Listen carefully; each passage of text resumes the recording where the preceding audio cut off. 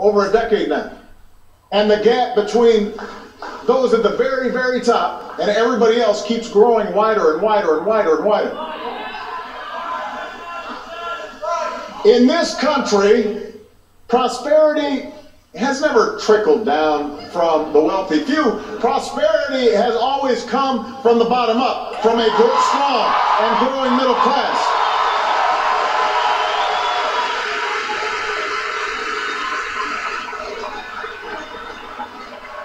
That's how a generation who went to college on the GI Bill, including my grandfather, helped build the most prosperous economy that the world has ever known. That's why a CEO like Henry Ford made a point to pay his workers enough money so that they could buy the cars that they were building. Because he understood, look, there's no point in me having all this and then nobody can buy my cars.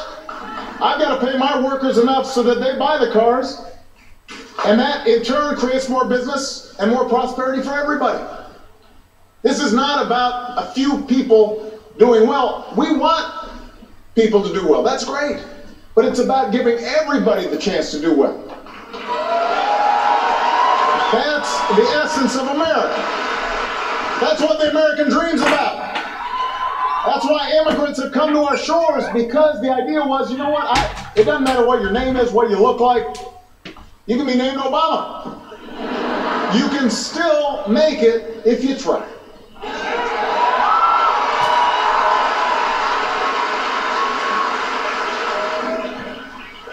And yet, we keep on having the same argument with folks who don't seem to understand how it is that America got built.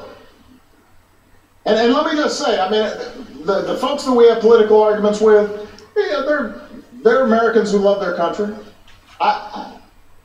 Democrats, Republicans, Independents, everybody, we all love this country, but there is a fundamental difference in how we think we move this country forward. These folks, they keep telling us that if we can make air or our water clean, or protect our consumers, if we would just convert these investments that we're making to our government in education and research and healthcare, if we just turn those into tax cuts, especially for the wealthy, then somehow the economy is going to grow stronger.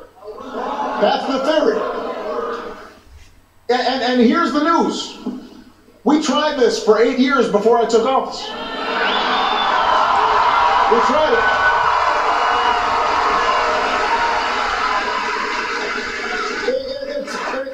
It's not like we didn't try it.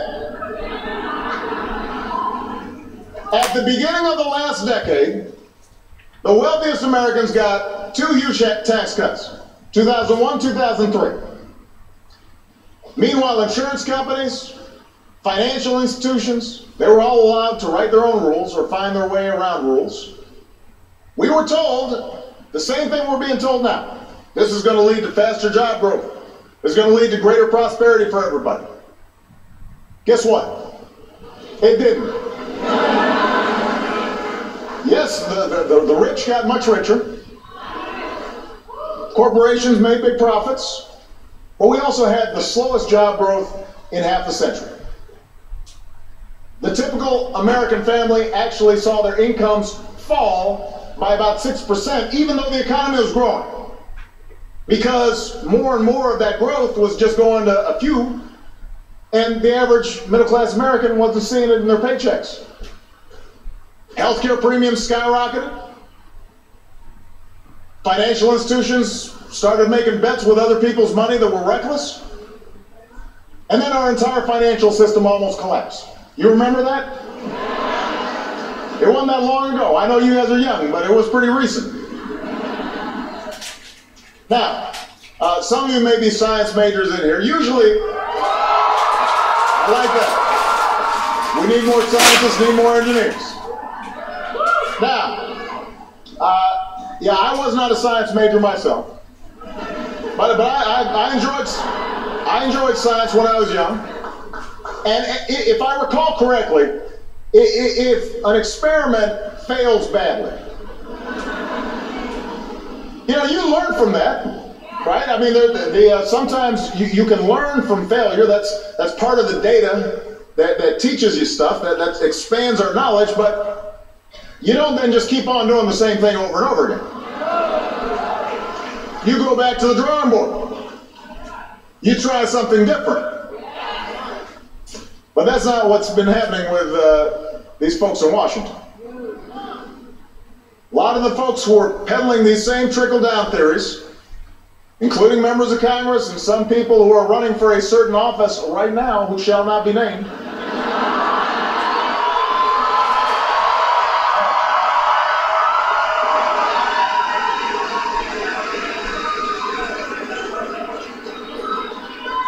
they're doubling down on these old broken down theories.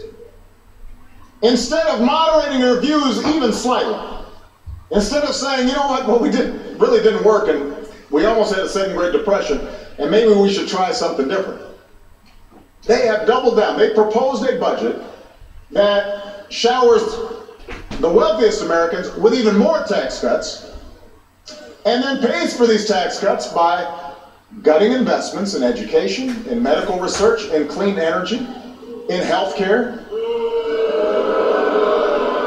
Now these are the facts.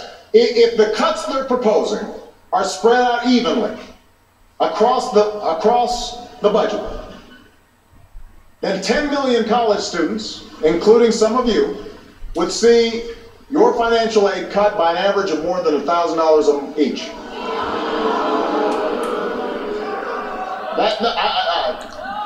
Now, thousands of medical research grants for things like Alzheimer's and cancer and AIDS would be eliminated. Tens of thousands of researchers and students and teachers could lose their jobs.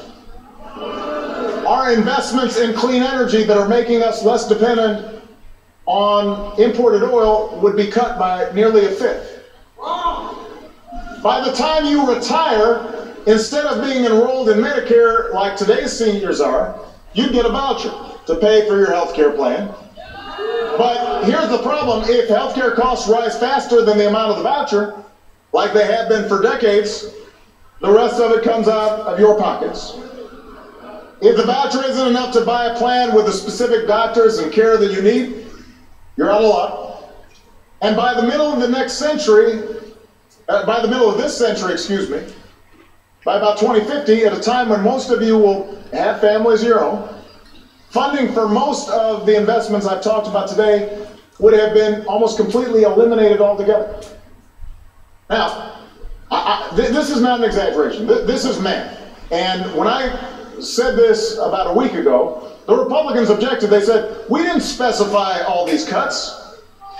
Well, right, you didn't, because you knew that people wouldn't accept them. So you just gave a big number, and so what we've done is we've just done the math. This is what it would mean. They say, well, we didn't specifically propose to cut student loans. Okay, if you don't cut student loans, then that means you've got to cut basic research even more. Or the money's got to come from somewhere. You can't give over $4 trillion worth of additional tax cuts, including the folks like me who don't need them and weren't asking for them, and it just comes from some magic tree somewhere. So don't, if you hear them saying, well, the president's making this stuff up, no, we're doing the math. If they want to dispute anything that I've said right now, they should show us specifically where they would make those cuts.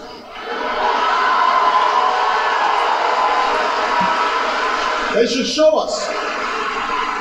They should show us, because, by the way, they're not proposing to cut defense, they're actually proposing to increase defense spending. So it's not coming out of there. So show me. Look, America has always been a place where anybody who's willing to work and play by the rules can make it. A place where prosperity doesn't trickle down from the top, it grows from the bottom, it grows outward from the heart of a vibrant middle class. And I believe, that we cannot stop investing in the things that help